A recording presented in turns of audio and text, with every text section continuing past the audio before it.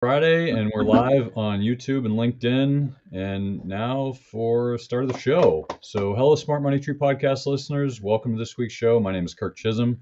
I will be your host, and I'm joined with my good friend once again, Doug Hagren. Hey, Doug. How you doing, Kirk? Hey, listen, it's a good day to start. I got 4 brand new rackets that I just got done restringing. Anybody out there that plays tennis knows what it's like. It's just the sexiness of having new strings on your racket. And then just about 5 minutes ago, my glasses broke. So, it's a mixed bag, but as long as I can get out there and put spin on the ball, I'm a happy man. So. You know what, Doug? It is Cinco de Mayo today, and I guess the way my thought is, don't worry, be happy. Let's go drink a margarita. That's right. And by the way, I was just reading an interesting statistic on Cinco de Mayo for anybody out there that's listening. I've been in Mexico during Cinco de Mayo, and it is a completely 100% American holiday. Like, they don't even have a national holiday for Cinco de Mayo. It's completely driven and created here in the United States. Charter actually had something about that today, where basically I think it was intended more to be a holiday here in the United States to give Mexican nationals a little bit of a reprieve, based off of the fact that over 40% of Mexican workers are doing 6-day work weeks. But they could see this. I guess they're saying now that they could see their hours slashed from 48 to 40 thanks to employee-friendly legislation that passed out of a committee stage last week. But again, Cinco de Mayo is one of those things I think that really became an American holiday to support the number of Mexican workers that were here in the United States. But down under the border, they couldn't care less. It's a very, very quiet holiday. I think it's funny how we in this country decide that we're going to apologize for the rest of the world. It's and come up with our own ways. So I read something the other day, and I don't want to get political, but I found this fascinating. There was a trend, maybe it was 5-10 years ago, where there was this term Latinx, and people were trying to use it to describe people who were more Latin origin, which, if you're trying to describe people, they're coming up with a unified term, which of course in itself doesn't always work. But so they came out with it, and then a bunch of Latin people came and said, "This is a ridiculous term. We don't like this. Why did you give us this term?" Like, it wasn't like they gave themselves. It was like we decided to give them, as we do in this country. We decide what's right. But I think what's fascinating about Mexico is I went down to Cozumel for a wedding a bunch of years ago, and I had I had the opportunity to spend some time down there, and we're right. We went through Cancun. And so we had some great dinners, and I was eating Mexican food basically, and I was surprised at how none of it was spicy. And I'm expecting spicy Mexican food like we have here. Like, it's not spicy. It's really good, but there's like no spice to it. I was just laughing, just recalling and how like we've like bastardized Mexican food, as Americans as we do with every food. That's what we call Mexican food, right? And the debate between Tex-Mex and New Mexican and flour tortillas, corn tortillas, which all have distinct regional roots to them. But them fighting words there when you start getting into what is Mexican food. So yeah, it's interesting because what else is interesting I learned about, and we feel like we're doing an investment podcast. We're talking about food. So there's another interesting thing. We want to keep people interested now and then, Kirk. It's Cinco de Mayo, Doug. You need to have something with your margaritas. Absolutely. So one of the things I found interesting as well is I spent some time in Cuba many years ago, 10 plus years ago, and went down there for a trip, and it was great. It was a lot of fun. Learned a ton about Cuba, and it's such a beautiful place. And it's the best part about Cuba, outside of the fact that it's just the land, and there's nothing there because people don't have any money, so they're not building on the ocean. But what amazed me was like Cuba is the people. The best part about Cuba is the people, because they live in one of the last communist countries, depending on what you want to call it, communism, but technically one of the last communist countries, and these people have nothing. They literally. I'm sorry. Excuse me. What? Dictatorship? Excuse me. Yeah. It's no. They're free, Doug. They just don't have any rights. But what's interesting about Cuba is, the culture there is fascinating. Just the history and the people. But the best part is the people, right? These people have absolutely nothing. They're dirt poor. They have nothing. All they have is conversation and music. And they might have more, but I doubt it. But the music is great. The people are great. That you could strike up a conversation with anybody. The You could pass out. cigars. You could pass out drunk in what seems to be the shadiest, seediest part of Havana, with like $100 bills like stuck in your like pouring out of your wallet, and it would be there in the morning because everyone there is so afraid of the government. So they just like, and yes, there's no crime because people just disappear in the middle of the night. But the point is like the people, the conversations are really great, and the music is just fantastic. And if anyone gets a chance, I highly suggest you go there. But one thing I did find out there, which was amazing, is, and I know probably people know this, but things like Coca-Cola and Pepsi and all the the sodas we have here are made with corn syrup because Mhm. we have farmers that produce corn. And so one of the things that you go in the rest of the world, and soda is made with sugar, like real sugar. I'm like, Yeah. really? Right? It's made with sugar, not corn syrup. It's actually better. If you have it in these other places, it's so much better than it is here. And because we have the lobbyist or cheap corn or whatever it is, it's made differently. And I have to say, international traveling, even if you're buying Coca-Cola, is much better.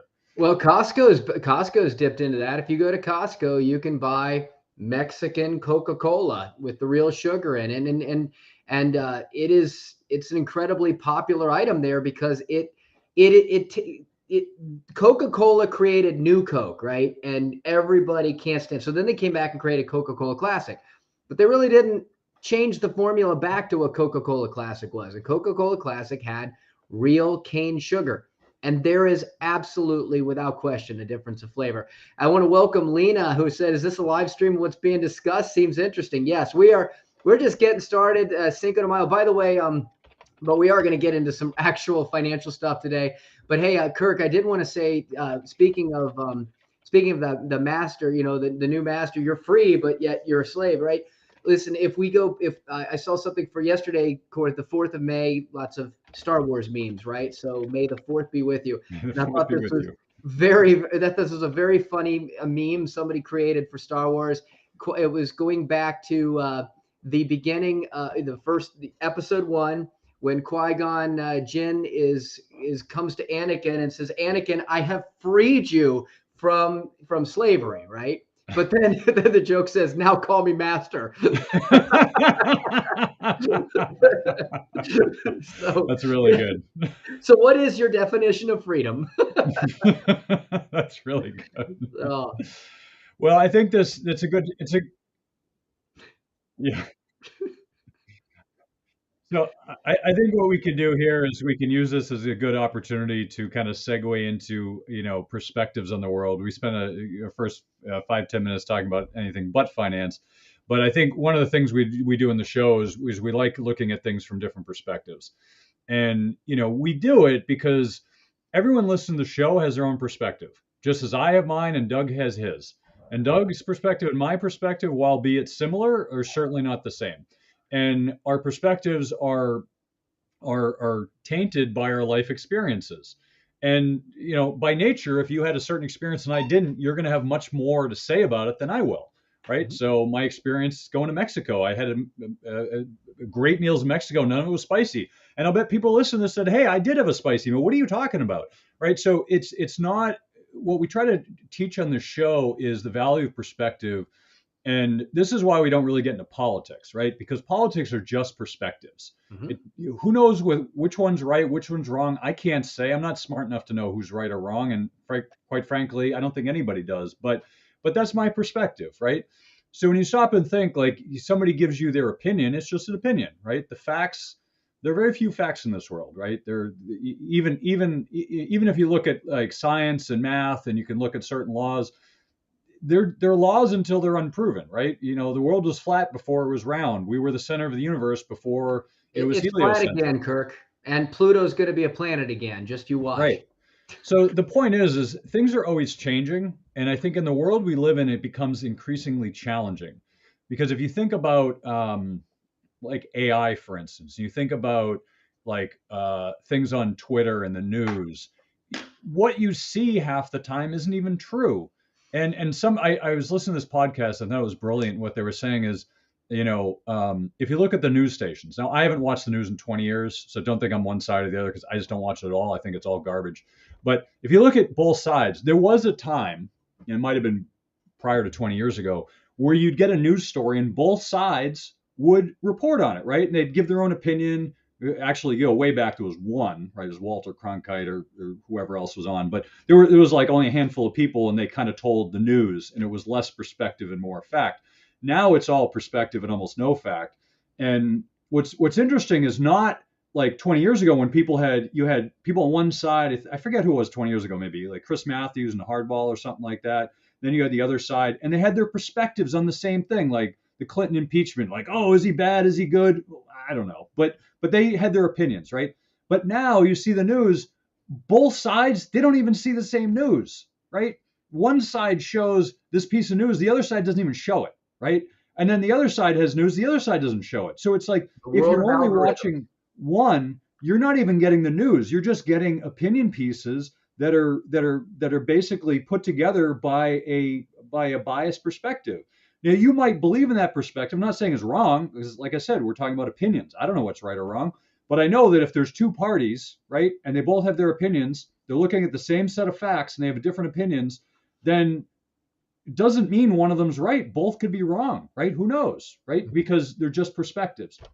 So we try to teach that, and we try to overlay that on finance, because while we don't like talking about politics, and there's plenty of fodder to talk about this with politics. I mean, we could do this we could have a full day show to go through this, but I don't really enjoy politics, and Doug doesn't either. So we're getting in finance. But I'm using this to start the conversation with finance, because as we go through this, and I want to start with this story, right? And I think all of you have heard it by now, but First Republic was taken over by JP Morgan on Monday morning, right?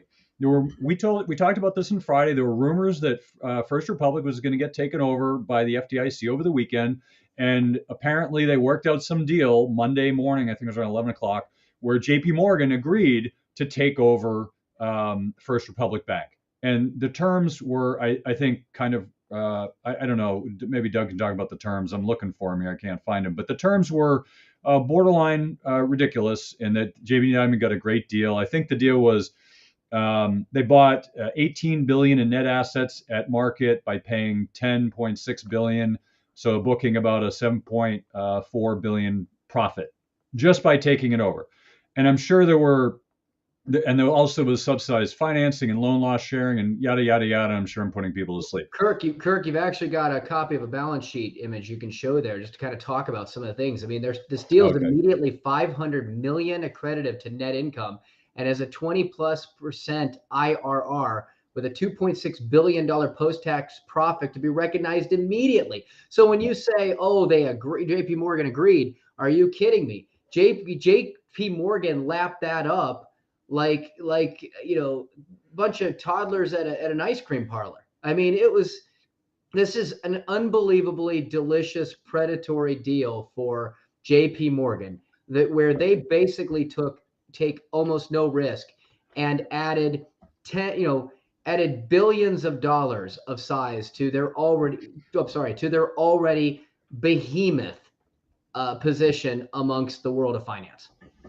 Yeah. So to put it bluntly, it would be like somebody walking up to you in the street and say, "Hey, if you take this box, I'll give you $1,000." I mean, that's basically what they're saying. And I guarantee you, nothing in that box is going to be anything that you don't like, right? And if it is, I'll take it back from you, right? It's something. It's kind of like that ridiculous. It's basically what it is, right? They're taking a black box because they look at the numbers. They don't really know. There's a lot of question marks, right? You're taking over a bank that has some question marks. I would argue that most of the problems are due from a quote unquote bank run more than bad assets. Although it's a liquidity issue. It's not a bad investment issue. And that's why they're saying, I mean, JP Morgan, could get these at $150 billion current value and hold to maturity. They'll make another $23 billion on those immediately. And they only paid $10.6 billion to the FDIC to get this. This is incredible. $10.6 billion for $18 billion in net equity. I mean, maybe there'll be some defaults along the way, but for the most part, these banks this is not the subprime. Now, that's a different story we can get into, but this is not the subprime issue. This is just these banks held on to hard assets, which again, we've talked about with real estate and regular retail investors that have so much equity and ownership of assets that you can't easily liquidate. And what have I said time and time again? The number one cause of financial stress is lack of access to capital. When all of a sudden you need the money, is it going to be there? And that's exactly what these banks are going through. These banks sit there and all of a sudden their customers said, I want my capital, I want my money. And the bank didn't have access to it because they had deployed that capital into long-term treasuries, which they intend to just sit and hold. And those long-term treasuries, if resold on the secondary value, have been crushed because of rising interest rates. If the bank never has to sell these things, it's not a problem. They would mature back to par. They collect their interest. Everything's good. But the bank run on forced the banks with a lack of liquidity, forcing these banks out. And JP Morgan is like vultures in the sky. I'm going to pounce on this. I'm going to eat delicious, healthy, fresh carrion because it's really, really, really good assets. But guess what? First Republic didn't have access to capital. Learn from this personally in your own wealth. You cannot be in a position of security and of financial freedom if you have everything tied up and nowhere to go if you need liquidity now. And we're going to see a continued fallout because of this. It's all the stuff we've tried to teach that unfortunately, again, we go back to the stuff you learn and the stuff you see on Twitter and the places where they say, just have all your money deployed, buy real estate. Guess what? When the dominoes don't fall the right way and all it takes is a spark, bam, the whole house comes crumbling down. And unfortunately, this goes back to half truths. A lot of what you've been told about how to allocate your wealth is half truths. Yes, you need to be saving. Yes, these can be good assets. But a lot of what you see out there, again, is opinionated, telling you only go in this direction because that's all we know, or maybe there's a personal vested stake in it. And then when you deploy all of that with no flexibility and no access to capital, then all of it takes is a spark to bring that completely down. The one last thing I wanted to go back to, Kirk, you were talking about differences of opinion and on that whole Cinco de Mayo thing, we talked about Cuban nationals. You compare that to a lot of Latin American nationals from different areas, completely different perspectives, right? Not getting into the politics, but South Florida has a very right-leaning Latin American population based on experiences they went through in Cuba that differs from a lot of Latin American immigrants in other areas. Again, I'm not going to get into those balances of those opinions, but again, it just wanted to add that on about how what you experienced leads to how you frame your mindset. So I know I went backwards there, but guys, this JP Morgan opportunity just continues to make a banking sector consolidated by a handful of behemoths. And I also want to add that before this, there were laws in place to prevent companies like JP Morgan from acquiring these small regional banks in order to prevent this massive monopoly. And the FDIC and the federal government just went, whatever. Here you go. And guess what? The consequences of this are something we're not going to realize for some time. Sorry, Kurt. Yeah, no, it's good, Doug. So I want to mention a few things about this before we move to a different topic. And one is the difference between liquidity and solvency. And this was actually a problem in 2008 too. And a lot of people confuse the two. So I want to kind of bring it up here because I think what people and when Signature Bank and what was the other one that went under? SVB. When Silicon Valley Bank, when they both kind of went under at first, people were like, oh my God, it's a bank run. Like, well, not yet. Like, we weren't seeing a bank run at that point. We're saying, we said it on the show. Like, the question was raised a bunch of times through email, and I appreciate all listeners sending their emails. But the question was like, are we having a bank run? Like, well, it's really too soon to tell. So if you look at history, and I'll give you some examples to how to think about this. You look at 2008, right? 2008 happened, and it was a big problem, global financial crisis. The whole system pretty much was borderline, imploded, and it was a problem. And when it started to turn around, the markets went up. People were like, "Oh, it's great," And if you look back at history, you're like, "Well, in March 8th or 9th or whenever it was, that's when it turned and everything got good." No, that's not when things started to get good. That's just happens to be where it bottomed. For years after that, people were still worried about, is my cash safe? And and even though the markets went up, people were still concerned. And so what was interesting is what ended up happening is over the subsequent 4 or 5 years, bodies were still coming to the surface, right? You were still getting like, all right, the storm's over, and like a year later, right, a body floats up to the surface, and like this company goes bankrupt. Then you have MF Global go under, and that was because of some stupidity with Corzine. But basically, if you look at some of these situations, it doesn't all happen at once. Like in like 1929, when you had what was it, Black Friday, or you basically had the bank runs where everybody just pulled their cash out, and all like thousands of banks. I think it was like 3,000 banks or something crazy went under in that time because of bank runs. And the whole point of the FDIC insurance is to keep bank runs from happening. Now, the reason that it protects banks is because if a bank takes in $1 million, they'll lend out $10 million, right? They'll turn a million into 10 million, and that is actually what causes inflation in the system, because as they lend it out, there's more money in the system. So $1 million turns into 10 million through the bank. So technically, the banks create the money, not the government, which the government does make it, but generally it's mostly made through the banks. And so when the banks are making these loans, they had $1 million, but now they have 10 million in loans. Well, now they don't have that $1 million in cash. So now they got to take more depositors to make sure they have enough cash, because if somebody decides, hey, I want to take my cash out, well, they get no cash to give them, right? So banks have to balance their balance sheet, their cash flow, to make sure that on any given time, not more than, let's say, 5% of depositors pull out their money, right? They have to have some sort of balance in there that says we're comfortable that not more than 5% of people are going to take out their money. But what if 10% of the people come in and take their money out because they're afraid of a bank run? Well, it's not a solvency. It's not like the bank made bad loans, which is a solvency problem. If the bank is full of bad loans that aren't worth anything, well, the bank is insolvent. They're basically defunct because they don't have any value because the loans are worthless. However, if you have your cash, instead of issuing loans, let's say you buy U.S. Treasuries, which is for the most part what a lot of banks were doing because they weren't issuing debt. So they weren't making loans. So they're basically buying U.S. Treasuries. Well, that's fine, but if you're buying a 30-year Treasury and you need the cash tomorrow, well, you have to sell it to get that cash. Well, the problem is the Treasuries went down in value last year. I think it was 25%, something like that, maybe 30%. 30 years, I think we're down close to 30%. So you're down like 30%. Well, I don't want to sell it at a loss because I took that $1 million, turned it into 10. Well, I only had $1 million, right? So if you take away 30% of that, well, I can't pay everybody. I don't have enough because it's basically, it's not a defaulted loan, but it's worth less if you have to pull it out. So the point is the banks didn't manage their liquidity.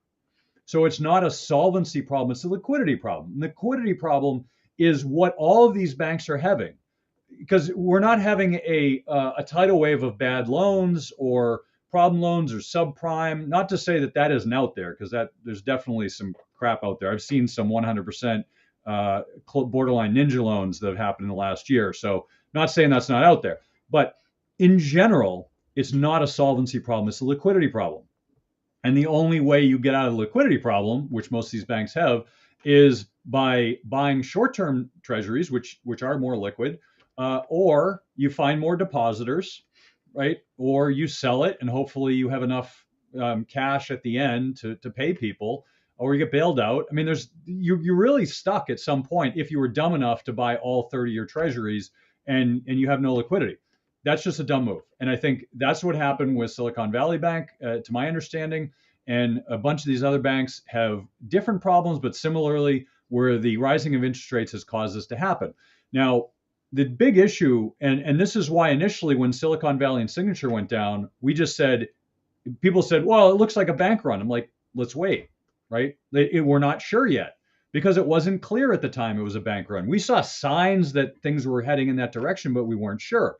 So we can't just say, oh, it's a bank run. A, that'd be irresponsible of us, and B, it's just not true, right? And we're not looking to get headlines. I know people out there claiming bank runs because they want headlines. That's not what we do.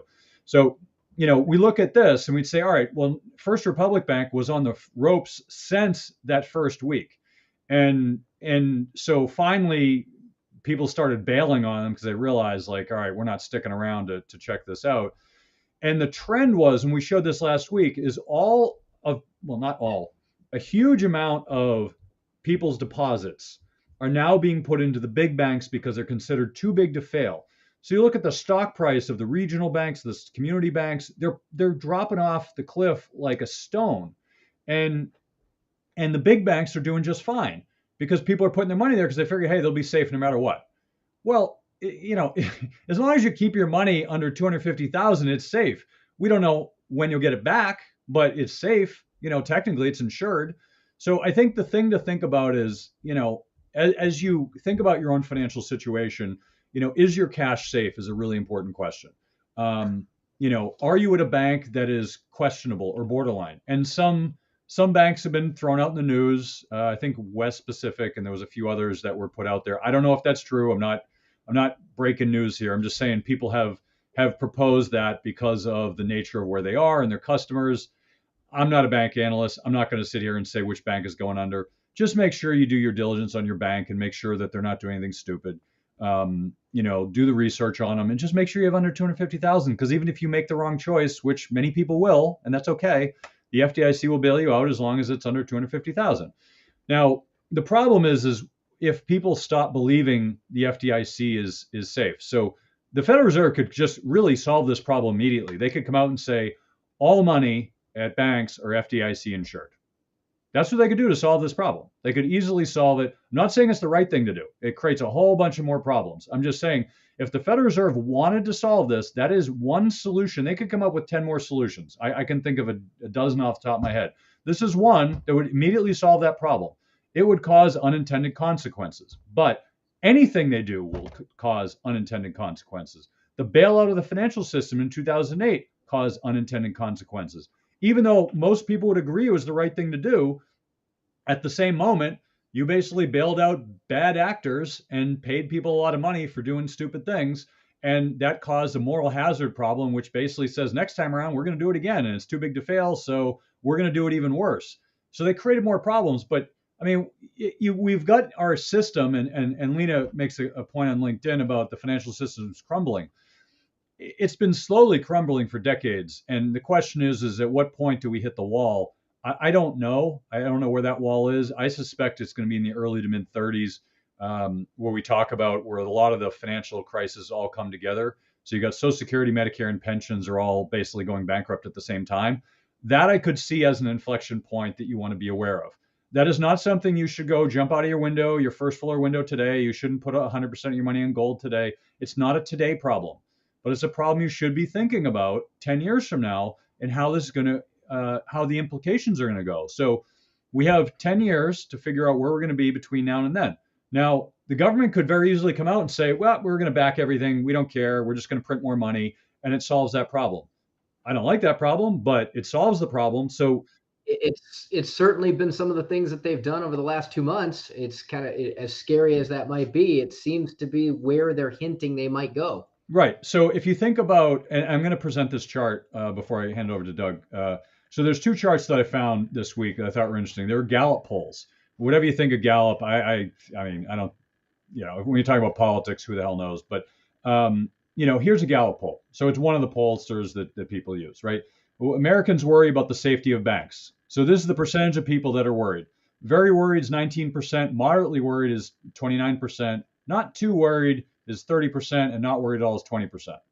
So you pretty much have close to 60% of 80% of the country that has some worry about this, and you have approximately 50% of the country is moderately to very worried. That's a lot of people, right? Now let's take the next one, right? So if we look at you look along political parties, we don't like talking about politics, but I'm just going to mention it because I think it's always interesting. This is based on Republicans, Independents, and Democrats, how worried they are. Democrats are less worried than Republicans and Independents on a party identification. On an education level, college degrees are less worried than people with no college degree. Annual household income, people who make over 100,000 are less concerned than people who make more than 100,000. So So like less than 40,000, less than 100,000, basically more worried. So it's just interesting to see the dynamics. And I don't even know if these are accurate, right? I'm just pulling these up because they're interesting. And how should we look at this? Well, I wouldn't read anything into this. I would just say, look, the concern that people have, there's enough people concerned that banks are whether their money is safe or not. That's what I would take away from this. At least 50% of the public, up to 80%, are concerned enough about their banks, which could be a problem, right? If those people are concerned enough to start pulling their money out, that's going to become a problem. That is the problem. It's not the banks. The banks are a problem, but that's not the problem. The problem is the people. Do you trust your bank? If you don't trust your bank, then you and a whole bunch of other people will be the ones to cause the run on the bank. That's what we need to understand about the concept of this, is that no matter what people say, if a bank's going to fail or not, we've been telling you on this show for about 2 years, cash is king. I don't care what Ray Dalio says. He says cash is trash. I think cash is king.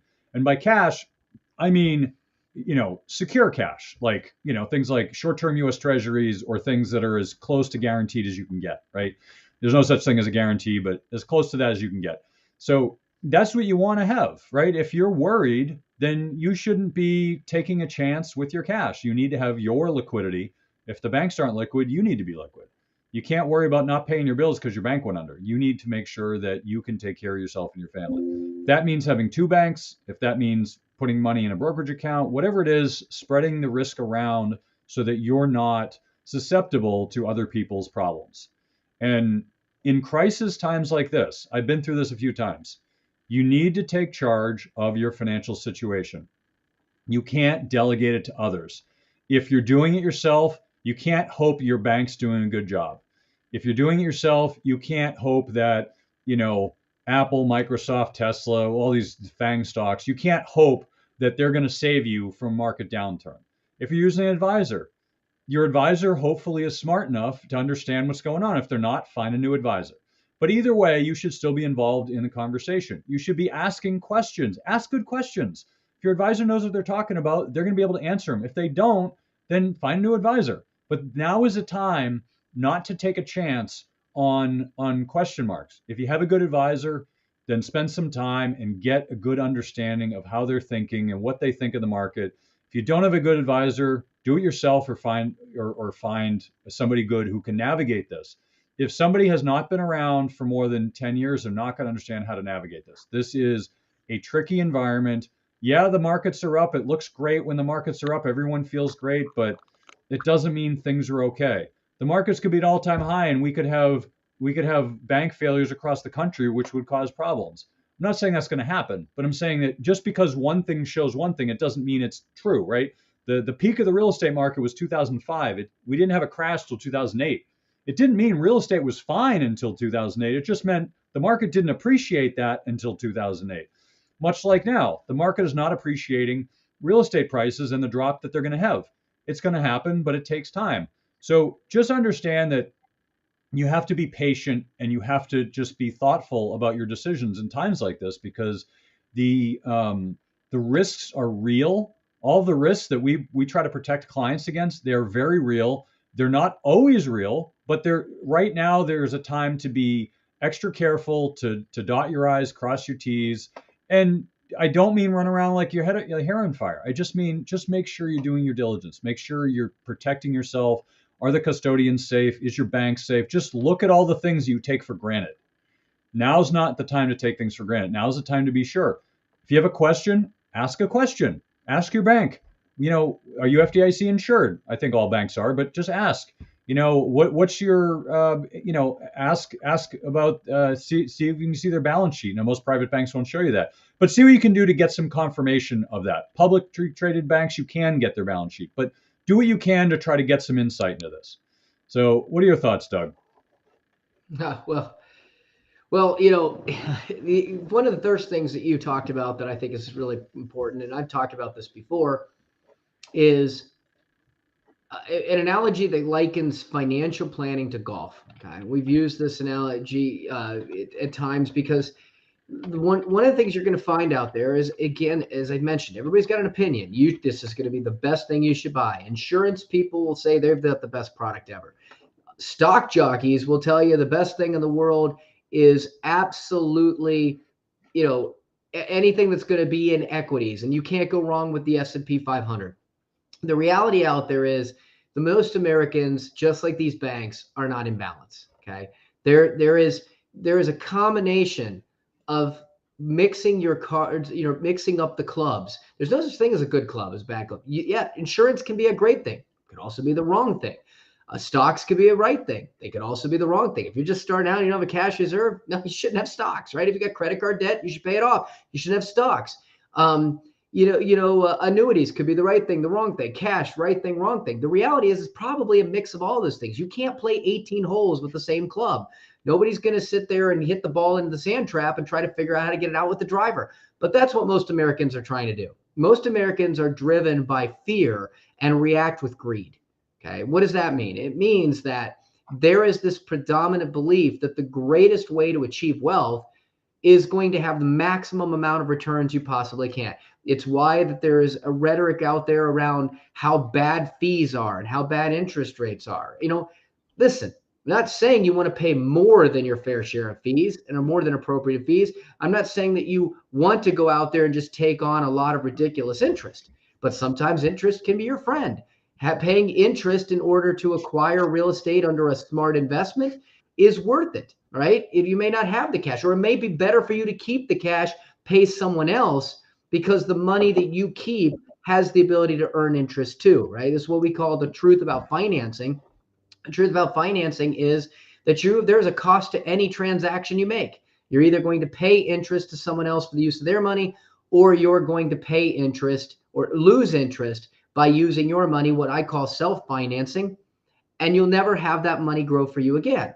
But the key is that there is this belief that, again, well, if I have this mortgage and it's I'm paying on this for the future, look how much money I'm losing interest.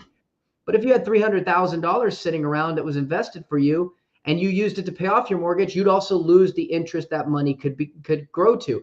So again, sometimes these decisions are being made with extremes. Like, I don't want to pay interest, therefore I've lost so much money by this interest that I paid. Or if I pay this person, or to help me with my financial investing or planning, etc., then look how much money I would have made if I had just done it myself and not paid.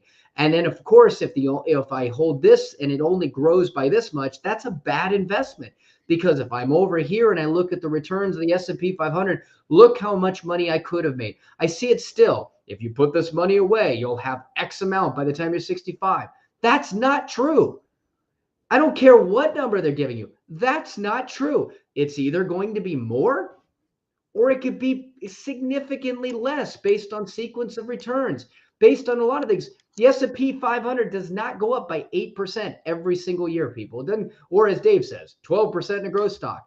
Doesn't happen, okay? We have seen large periods where the stock market has underperformed or suffered or eroded tremendous wealth from people who thought they were all set, had all their eggs in one basket, and then when they were ready to use it, something went wrong. They weren't prepared. They didn't have other clubs in their bag.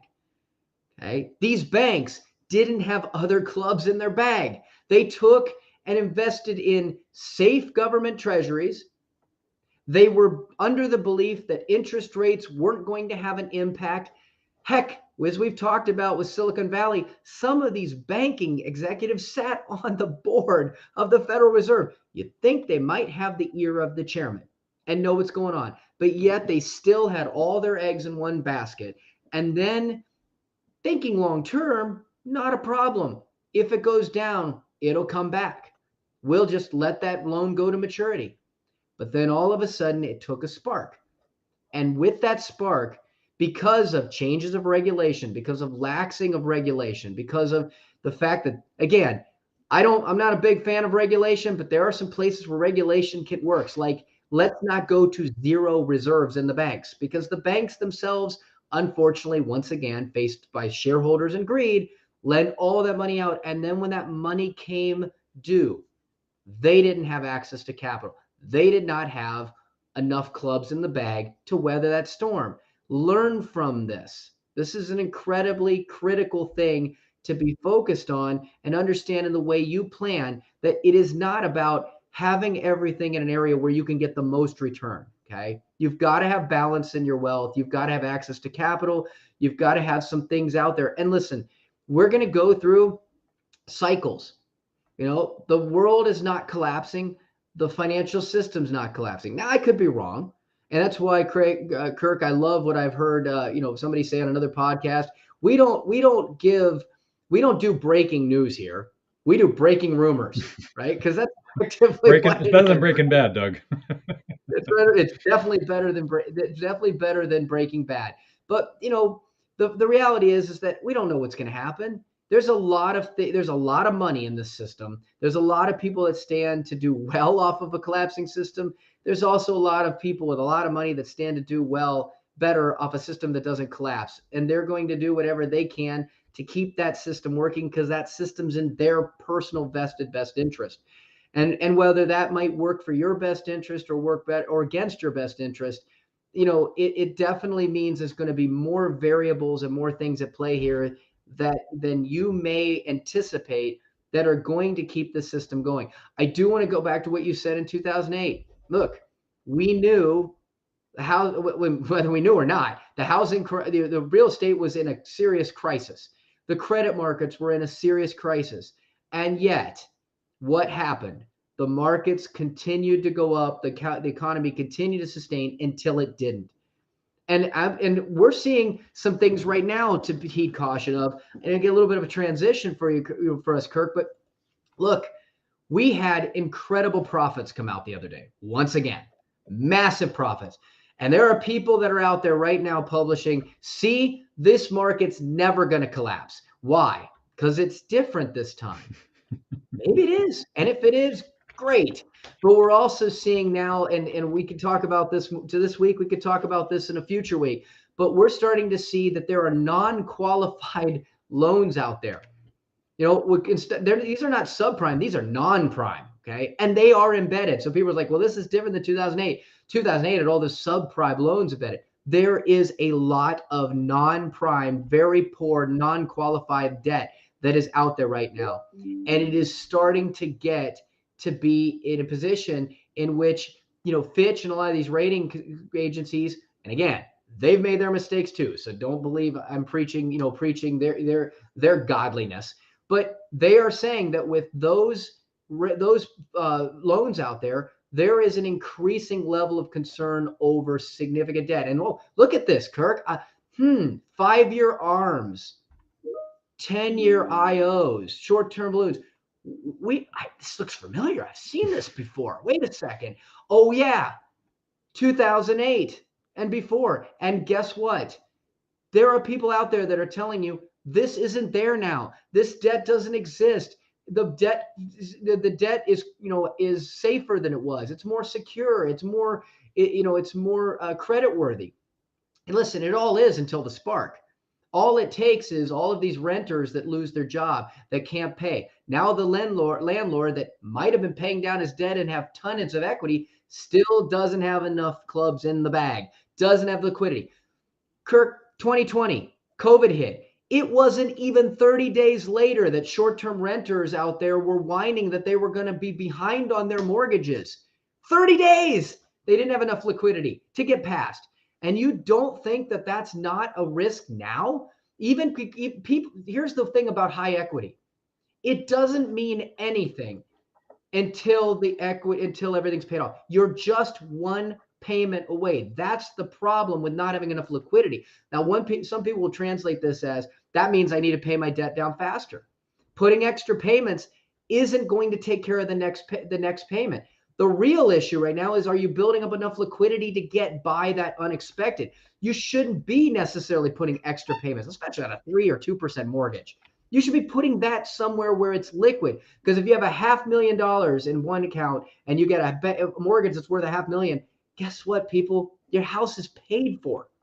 Well, what do you mean? I owe the debt. No, you have the control and the choice to pay that off tomorrow. And if, God forbid, your renters aren't paying you, you've got all that $500,000 there that you can use to get by and cover your costs and buy you flexibility. But if you're throwing all that, this is the irony.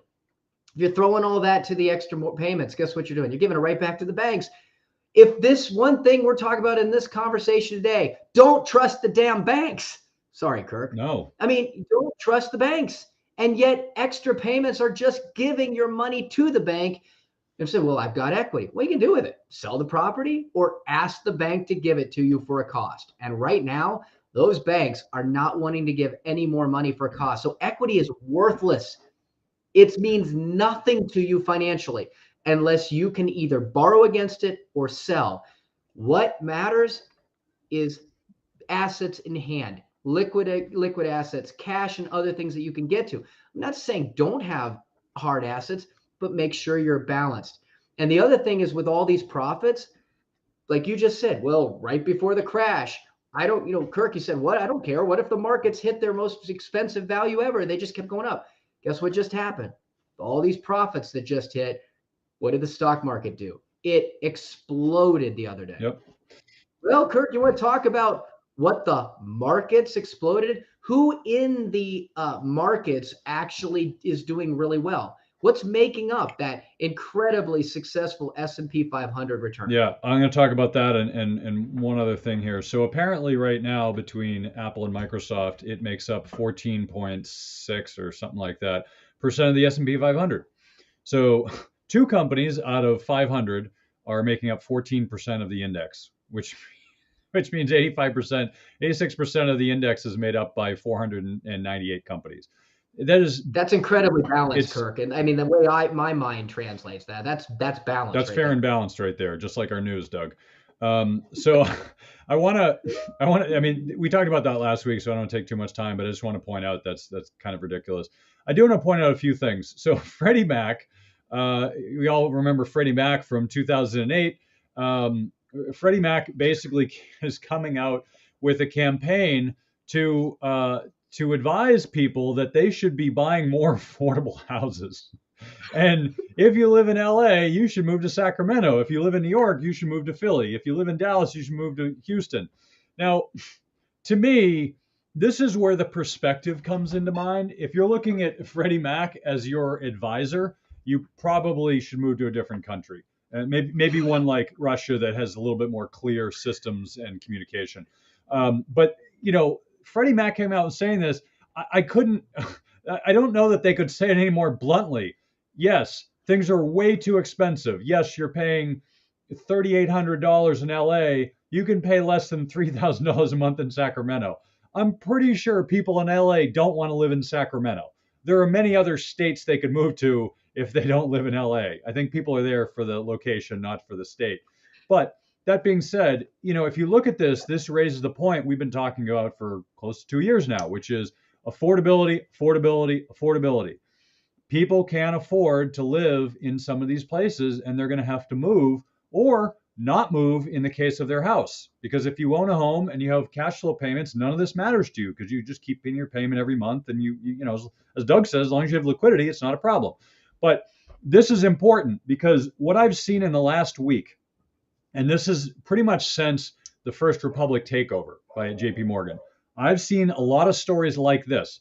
Now, I'm pointing this out because this is not for all those of you who are data geeks like myself, you're going to look at this and say, yeah, that's not evidence. That's just anecdotes.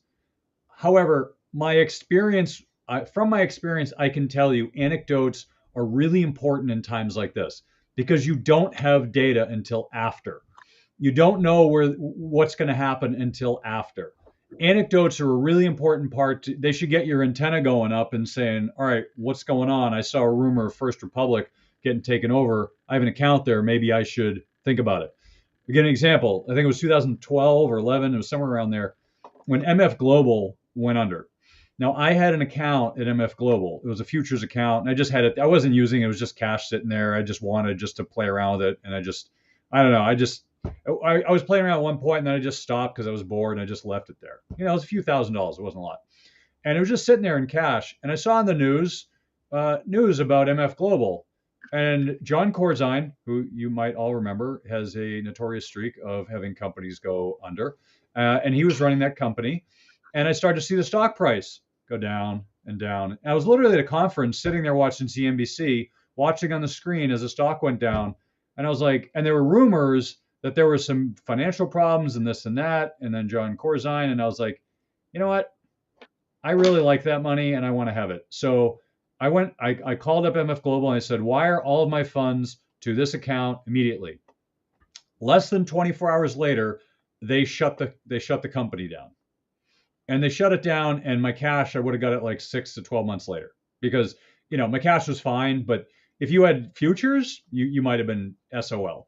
So the point being is that anywhere you go, there are risks that you need to understand. The futures market's risks are different from the stocks, which are different from bonds, which are different from every other market. So just try to understand what the risks are. I knew the risks for futures were, to me at the time, they were unknown, but they were greater than stocks. I knew what some of the risks were, but I also didn't know what some of them were, and I was uncomfortable with the fact I didn't know, so I just pulled my money and said I'll figure it out later. Come to find out later, the risks that I was concerned but wasn't aware of were correct, which is there's not a lot of security for my assets there.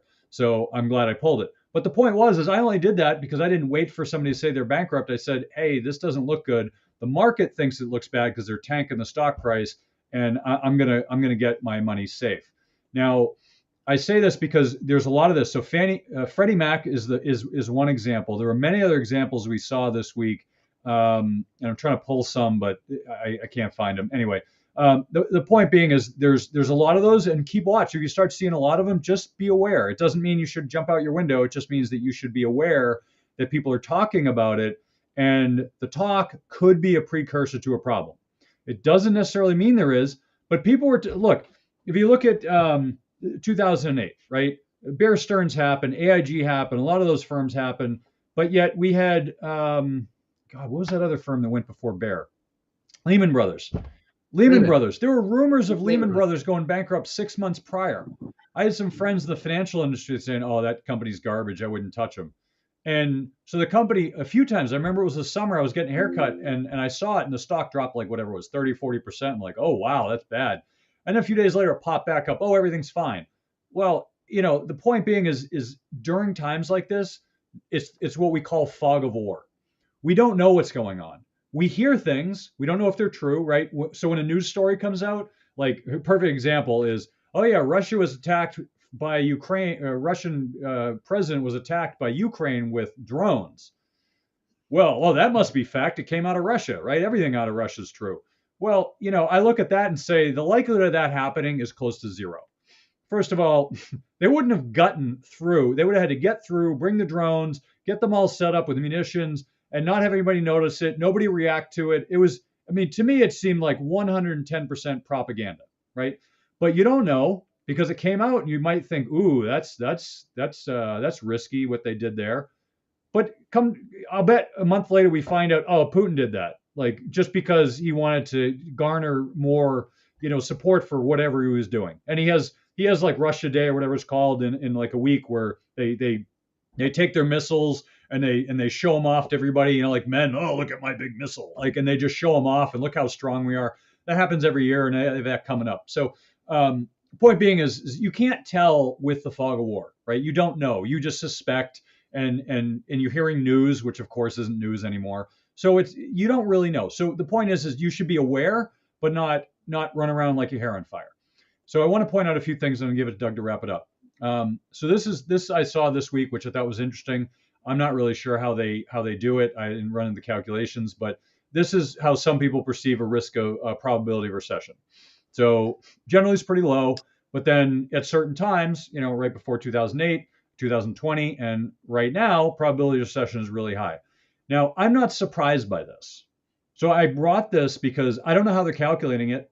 So I'm not going to present this as fact because I don't know how they're doing the calculations. They didn't say. But what I do want to point out is the fact that this aligns with how I see the world, right? So if you think about 2020, I remember the time where the global economy was shut down. How can you not have a recession, right? Who knows where the bottom of the stock market is? Who knows if you're going to be shut in your house for a year? Like those are questions everybody was asking. So a recession was pretty much inevitable. But on this, it only reached about 30, 35%. 2008. At the peak of 2008, 2009, it got to around, looks like around 40%. In year 2001, it looks like it peaked at around 45, 47%. Right now, we're at about 45, 50%. We're higher than any of those periods. And and I'm not surprised. Here's why I'm not surprised by this. I'm not surprised by it because people have been talking about a recession for over a year. And they've been speculating that we're going to have a recession any day for a year. And while the jobs numbers today weren't great, they were somewhat expected, and the Fed still has their pedal on the brake, and they're not taking it off. They hiked rates this week a quarter of a point, between 5 and 5.25%, and they're at least going to keep it here for a while. Maybe they raise another 25. I don't know, but I think they'll probably pause next month, and next time they have their meeting. I don't know if it's next month. I think it is, but they're going to do probably a pause, and then they'll see what happens. I think everyone expects that. I think that's reasonable, and I think they should do that if they're worried about inflation. We don't have a recession. It's been a year, and the Fed's been rocketing rates higher. So, are we going to have a recession? I would say if we don't have one, I'd be shocked. And I also want to point out one more chart here before we go, which is it's just really about AI, and this is also something you should take with a grain of salt, which is IBM to pause hiring to plan to replace 7,800 jobs with AI. Now, I only bring this up because it's such big news, and of course, I want to jump on the bandwagon. No, that's not the reason.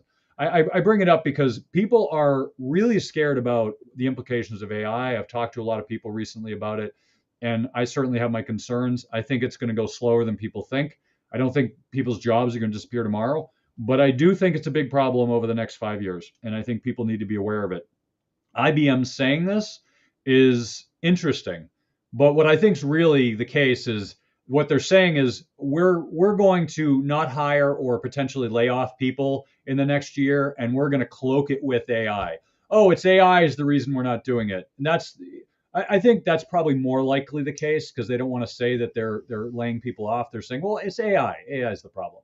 So you're going to see a lot of that now. I've seen a ton of this. I see it almost every week where companies like, yeah, we're going to stop hiring. We may let some people go because of there's like COVID running through the company, whatever it is. I don't have an excuse off the top of my head, but these companies are really good at changing the perspective from reality to what they want you to think. So I don't personally think that AI is the challenge here. I think it's just that they have to lay people off like every other company, especially in tech. Now, is AI going to destroy jobs? Absolutely, it will. But it's not going to do it in the next 60 days, and certainly not in the next year. I think it will definitely change the landscape. And I think for all of you who need something to think about this weekend over your margarita and Cinco de Mayo, think about how your job could change in the face of AI, because all of our jobs are going to change. So, Doug, why don't you wrap it up, and then I'll take us home. Well, I think one of the first areas you're going to see AI have an impact on people is copywriting, and we're already seeing that with ChatGPT. I mean, there's going to be a lot of people involved in the web development or the online marketing space that I think should be a little bit nervous. And again, anywhere where there's going to be at least, it's got a long way to go in terms of graphic design. I laugh sometimes because there are some bots out there that'll do AI, AI regeneration of a topic, and the humans that are created in it would probably look funny if they were aliens from another planet to those aliens. But when it comes to copywriting and text, it's going to get harder and harder to disseminate, and it's going to be harder and harder to justify the cost of spending on people to do it as it gets smarter. One thing I also want to talk about these job changes, and I think this is a really important thing for people to note. If you have a 401k loan out there, you need to do everything you can, if your job has any sense of uncertainty, to pay that off. Just an awareness on 401k loans, if you leave, they are due immediately, and they can be assessed as a potential, as a distribution with, again, under 59.5, that's taxes and penalty. So you want to base that 401k. A lot of people use 401k loans as an access to capital source. It is certainly one. There's question. It's arguable whether it's a good one. The other thing too is the Wall Street Journal published today recently that there's a change in the prime interest rate because of rates going up. And now that's going to go from 8 to 8.25% effective May 4th. That means that loans from 401ks are going to either switch to this prime rate or prime plus the stated percentage. So now these 401k loans, Kirk, some of those loans that are out there that people got at 4, 3, 4, 5% have now variably moved up to the 8.5 to over 10 plus range. And that's I think that's one thing that those rackets just crashed on me. That's one thing I think we're not going to necessarily the people aren't talking about enough yet, and we can address that at another time. Listen, if you want to find out a little bit more about where I come from, you can see on the hat here, Pro College Planners. If you've got a kid going into college, talking about interest rates, talking about liquidity, definitely check us out. Go to procollegeplan.com, download our free checklist. But also want to address kind of business owners today. Look, you as a business owner, you do not need inspiration. You already have a vision you're working on. A lot of business owners will get their advice from other entrepreneurs. Listen, I'm an entrepreneur as well. You might be out there as a business owner working with a revenue growth advisor, and that may not be the person that you really should be working with to grow your business. Listen, because I have a business, I don't focus on growth. I'm looking for, and that means looking at revenue. I've got revenue. What I've discovered is I want to treat my business like an asset in a portfolio. And that's how you probably look at your business. It's an asset in your portfolio. And once I did that, it was a game changer for me. And if that is something that you view and you want to maximize the asset you have, then look, you need the tools to do so. And one of the great tools, you can get some information at automaticbusinessmethod.com. Go out there, download the free checklist there for business owners that want to maximize their business as an asset. And really, what is a true investor? A true investor is someone that has an asset that they don't have to spend their life working on. And you got into this to enjoy the fruits of your labor, the fruits of their asset, and there's some great ways to make that business work for you. So go out, automaticbusinessmethod.com, free checklist, learn more, make your business an asset that is going to work for you. Great. Well, thanks for coming on, Doug. And that's where we wrap it up this week. Thank you again for joining us on Money Tree Investing Podcast. My name is Kirk Chisholm, Wealth Manager of Innovative Advisor Group. We don't just manage your wealth, we make your life better. You can find more about me at innovativewealth.com. And of course, you can find me every week here on the show. Please remember to subscribe to the podcast in the podcast app if you're choosing. You can also check out the show at moneytreepodcast.com. On our website, you'll have access to the show notes, resources, and the archive shows. Also, we're now on YouTube and LinkedIn Live, so please check out our YouTube channel. When you're there, please subscribe and leave a comment. Lastly, please leave a show rating and comment in the podcast app of your choice. Oh, and don't forget, do your own research. This show is for informational use only. We're not telling you what to think, merely how to think about investing. We're also not selling you any products or services, so do not consider this advice. If you have any problems with the show, I blame Putin, at least while he's still alive. So please send him an email and express your feelings. If you're seeking financial advice, talk to an oracle, or a fortune teller, or maybe just a licensed financial advisor. I'm one, but as I said earlier, I'm not selling anything. But I'm easy to find. Have a great week ahead, and remember, no one will care about your money like you do, so invest in your life.